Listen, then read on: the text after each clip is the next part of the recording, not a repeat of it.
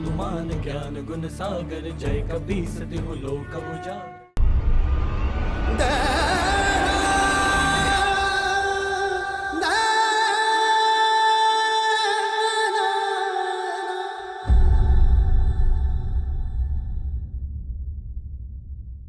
मुझसे रुष्ट हो गया पुत्र, मेरे पास क्यों नहीं आ रहा है?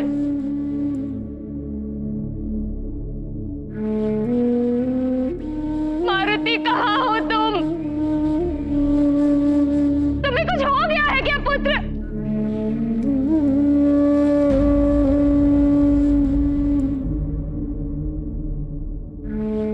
तुम्हारी माँ तुम्हारे पास आ रही है। रुक जाओ अंजना, उस ओर जाने से तुम संकट में पड़ जाओगी। आगे मार्ग नहीं है। ये क्या हो रहा है? मुझे कुछ समझ नहीं आ रहा। अवश्य ही मारुति को कुछ हो गया है।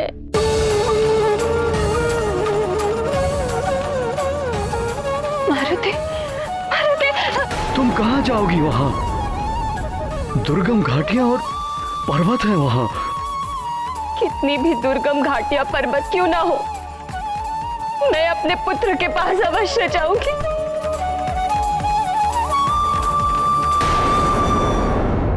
जाने दीजिए मुझे, मेरा पुत्र है वहां। यदि मारुति वहां है तो वहां मैं जाऊंगा सैनिकों के साथ। तुम नहीं जाओगी।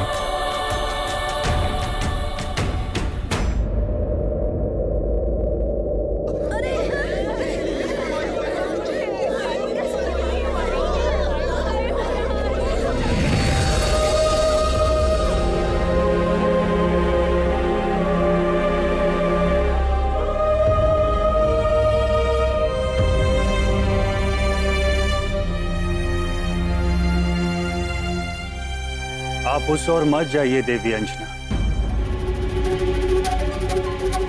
वायुदेव, आप भी मुझे वहां जाने से रोक रहे हैं। क्या हुआ है मेरे पुत्र मारुति को? आपने तो उसकी कुशलता का उत्तरदायित्व लिया था, फिर वो वहां क्यों है? मैंने उसे उड़ते हुए नहीं, गिरते हुए देखा है।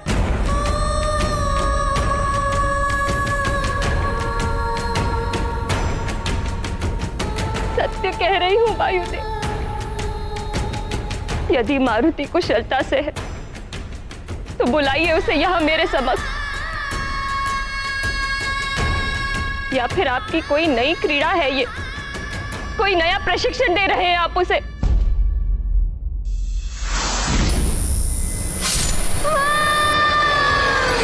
कैसे बताऊं मैं? क्या बताऊं कि मारुति नहीं नहीं।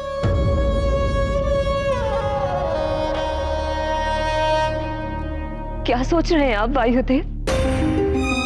बुलाइए उसे, या फिर मैं उसे बुलाऊं? मारुति! मारुति! मारुति!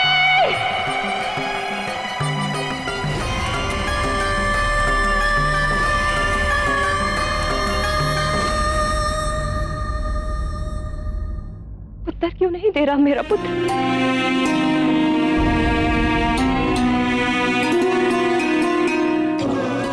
आपकी ये चुप्पी किसी अनहोनी का संकेत दे रही है। बताइए ना, क्या हुआ है मेरे पुत्र को? वो वहां कैसे गिरा? क्या हुआ है उसे? ऐसा क्या अनर्थ घटित हुआ है मेरे पुत्र के साथ जो आप मेरा सामना करने से बच रहे हैं? कुछ तो बोलिए, बोलिए वायुदेव। एक व्यथित मां से उसकी पुत्र की बात मत छुपाइए, बोलिए, बताइए वायुदेव, आपको बताना ही होगा। बोलिए वायुदेव, कहाँ है मेरा पुत्र? बताइए मुझे।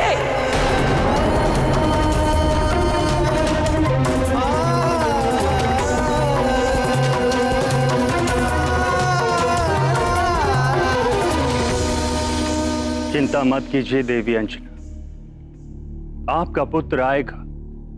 मैं उसे सकुशल आपके समक्ष लेकर आऊंगा। धैर्य रखिए। धैर्य? धैर्य कैसे रखूं मैं? कब तक रखूं मैं? मैंने अपनी आंखों से अपने पुत्र को आकाश से गिरते हुए देखा है।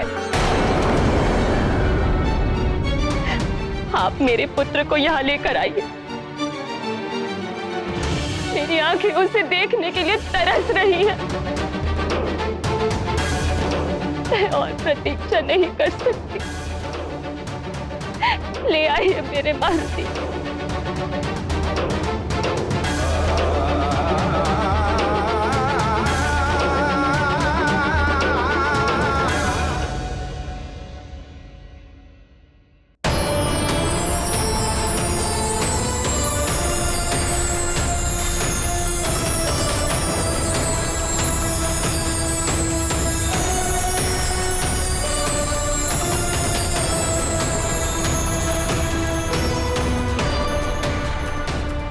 इस कमल पुष्प को आप अपने पास रखिए देवी।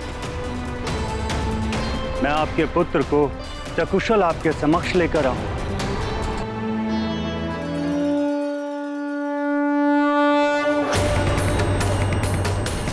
मैं आपको वचन देता हूं देवी कि मैं वायुदेव इस पुष्प के मुरझाने से पूर्व आपके पुत्र मारुति को सकुशल आपके समक्ष लेकर आऊंगा। ये मेरा प्राण, ये मेरा प्राण, ये मेरा प्राण।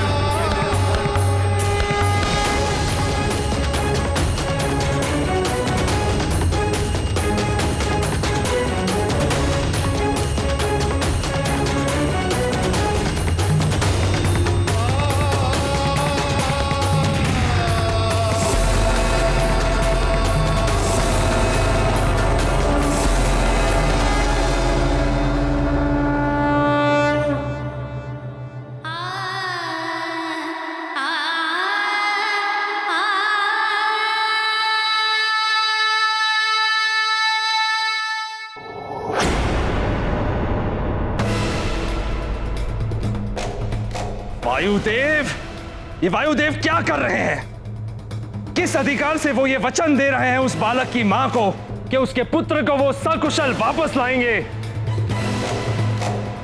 वो मेरे कार्यों में हस्तक्षेप कर रहे हैं। ये अनुचित है। अनुचित कार्य तो आपने किया है देवराज इंद्र। प्रणाम देवगुरु बृहस्पति। कबोध बालक पर वज्र जैसे प्राण घातक अस्त्र से प्रहार किया आपने। आपके हाथ थरथराए नहीं ऐसा करते हुए? अबोध मत कहिए उसे देवगुरु बृहस्पति। यदि वो मुझसे क्षमा मांगता तो मैं ऐसा कभी नहीं करता, किंतु वो एक उद्दंडी बालक था। मैंने जो भी किया वो उचित था। सृष्टि के विधान और नियमों के अनुसार ही मैंने न्याय किया है। न्याय? यदि आप इसे न्याय की संज्ञा दे रहे हैं तो आपके न्याय की परिभाषा में सुधार की आवश्यकता है। न्याय अन्याय का ज्ञान है मुझे देवगुरु बृहस्पति। मैं देवों का राजा देवराज इंद्र हूं। समस्त सृष्टि और प्रकृति को विधान और नियमों के अनुसार संचालित करने का उत्तरदायित्व मेरा ही है। उस बालक ने घोर अपराध किया था। इंद्रदेव,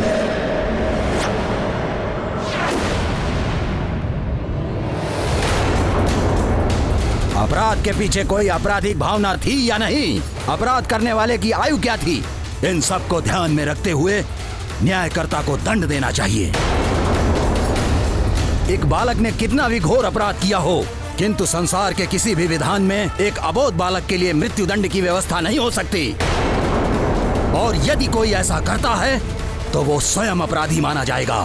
देवगुरु बृहस्पति, यदि आपको ऐसा लगता है कि मैंने अन्याय किया है तो मैं अभी इसी क्षण आपको देव संहिता दिखा देता हूं, जिसमें कहीं भी कभी भी वयस्क या बालक का उल्लेख ही नहीं किया गया है। प्रकृति के कार्यों में हस्तक्षेप करने वाले को केवल दंड ही मिलता है। वो प्रकृति कभी स्वयं देती है या फिर मुझ जैसा देवता। यही न्याय व्यवस्था देव संहिता की है।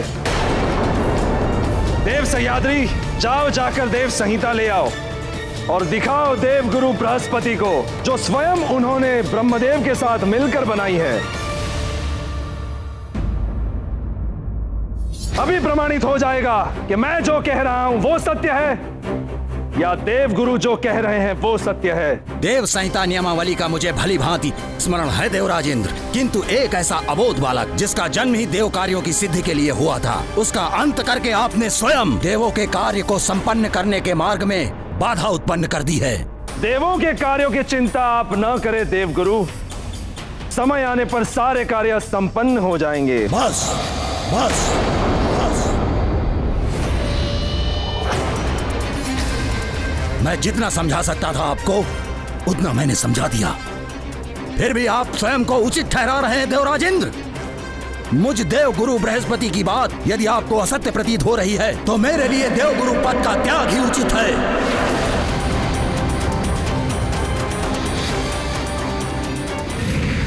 हाँ? देवगुरु तो रुष्ट होके चले गए। देवगुरु ने अपने पद का त्याग कर दिया। ये सब क्या हो रहा है स्वामी? देवों के राजा होकर भी इंद्र ने ऐसा कृत्य किया और उसे उचित भी ठहराया। ये देवों के राजा होने का ही अभिमान था प्रिय, जिसने देवराज इंद्र को दृष्टिहीन बना दिया, जिसके कारण उन्हें ना तो मारुति का अबोध बालपन दिखाई दिया और ना ही एक मां की अपने पुत्र के लिए पीड़ा। इंद्रदेव के मद की पराकाष्ठा है ये, किंतु देवी अंजना की ममता की पराकाष्ठा भी इस घटना में निहित थी।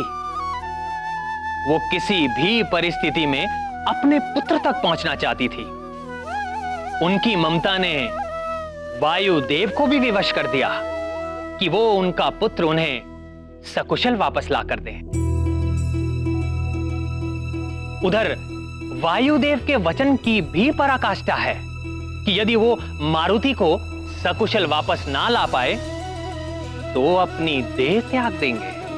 ये तीनों पराकाष्ठाएं मारुति के जीवन को एक नया आयाम देने वाली थी।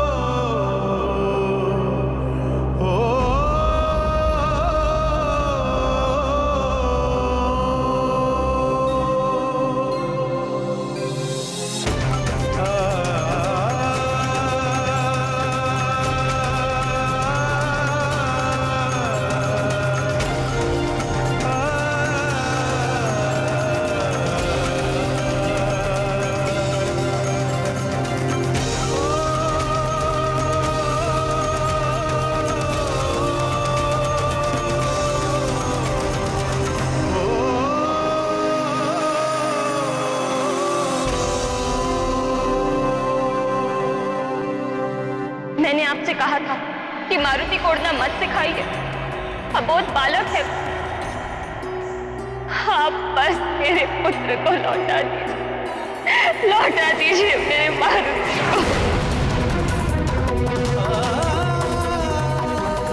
मैं सभी ग्रहों, नक्षत्रों और देवताओं को साक्षी मानकर आपको ये वचन देता हूँ कि मैं स्वयं को समाप्त करके भी आपके पुत्र मारुति को सकुशल वापस लेकर आऊंगा। ये अटल प्रतिज्ञा है मेरी।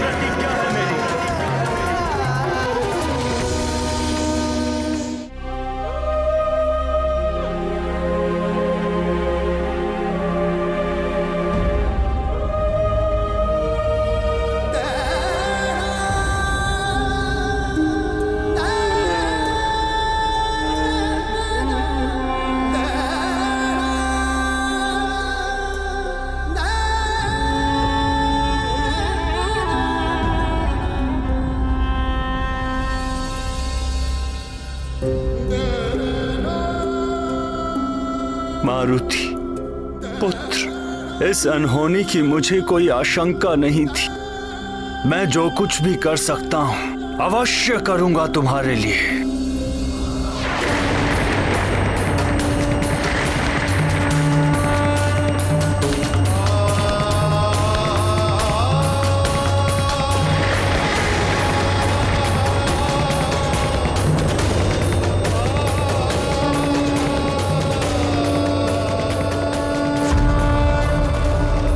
प्रभु, वायुदेव असमंजस में थे कि कहाँ जाए। क्रोध, क्षोभ और अपार दुख, ये अंतर मन की वो स्थितियां हैं जिनमें विवेक भी कार्य करना बंद कर देता है। वही वायुदेव के साथ भी हो रहा था। मारुति को वो पुत्रवत प्रेम करते थे, इसीलिए अपार दुख के सागर में डूब गए थे। किंतु ये भी शाश्वत सत्य है प्रिय, कि विपत्ति और दुख की घड़ी में माता पिता या भाई बंधु ही काम आते हैं। सबको अंतिम आशा अपनों से ही रहती है, इसीलिए कभी भी माता पिता या भाई बंधुओं से मतभेद या मन मुटाव नहीं रखना चाहिए। अंत में वही काम आते हैं। वायुदेव के यदि कोई थे इस संसार में तो वो त्रिदेव ही थे, इसीलिए वो उन्हीं की शरण में गए।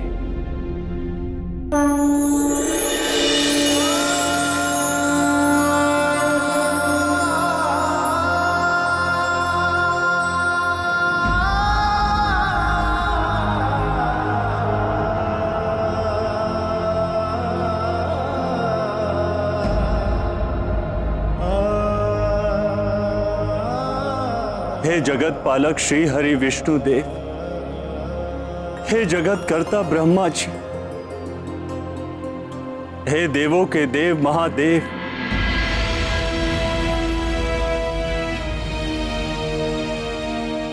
अब आपके समक्ष है ये अबोध मारुति। आप त्रिदेवों से तो संसार में कुछ भी नहीं छिपा। एक अबोध बालक जो अपनी माता के नेत्रों में अश्रु देखकर उसका दुख दूर करने के लिए सूर्य लोक तक चला आया।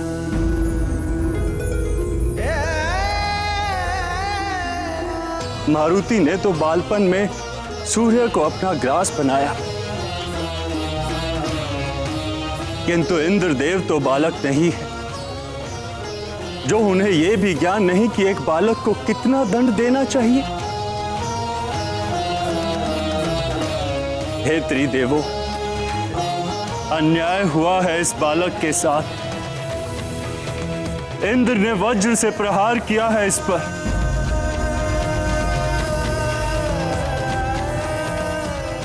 प्रश्न उस वचन का नहीं है जो मैंने देवी अंजना को दिया है, ना ही प्रश्न एक माता के विलाप का है। प्रश्न है देवराज इंद्र द्वारा किए गए इस अन्यायपूर्ण कार्य का।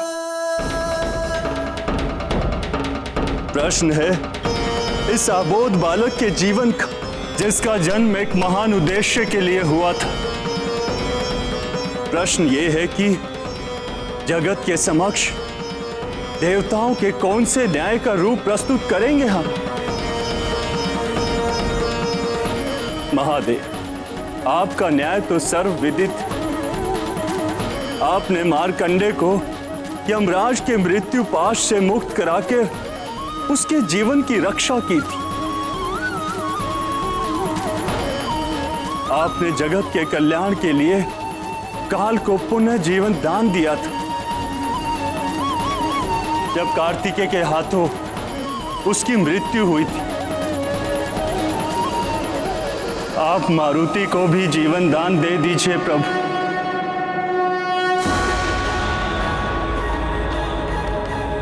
पुनः जीवित कर दीजिए उसे, जीवित कर दीजिए मेरे मारुति को।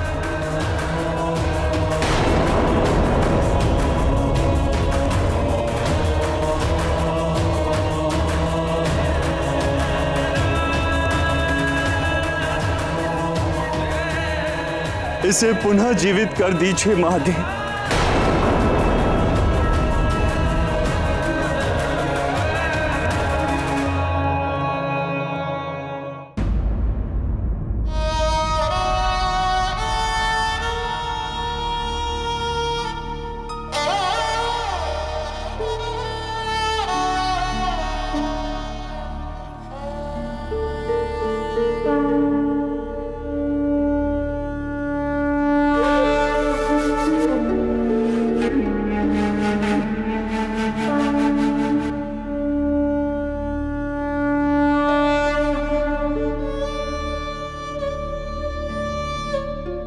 हे भोलेनाथ,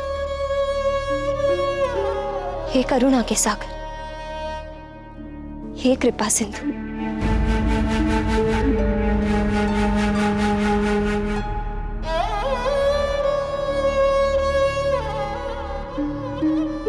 एक समय आपके कृपा प्रसाद के रूप में मारुति मेरे आंचल में आया था। आज पुनः मेरा आंचल सूना हो गया है। इसे फिर से भर दीजिए भोलेनाथ।